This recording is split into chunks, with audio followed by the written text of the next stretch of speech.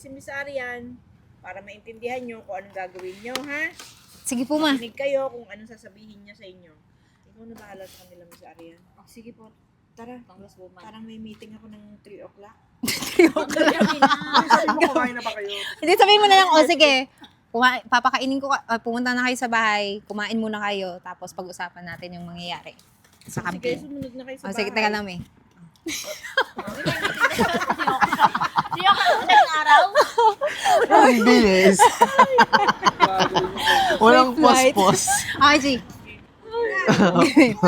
Okay, hirap na, G, bilis. Okay, game.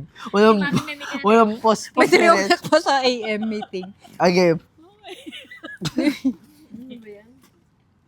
O, kayo ba kumain na? Hindi pa po, eh. Gusto na po ako. Tara, sa bahay niyo, Congresswoman. Para ma-brief niya. Parang ayaw pakainin ni mami.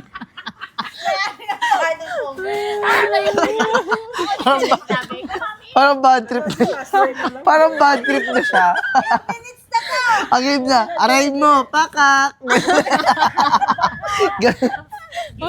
G, mami. O, kayo ba naman kumain Hindi na? pa po. Okay. Okay, G. Last na to, may. Last na to.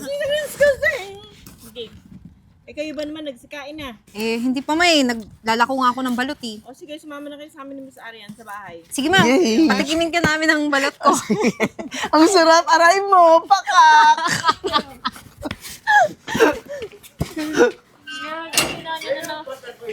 Ha? Alin? Series. Series po.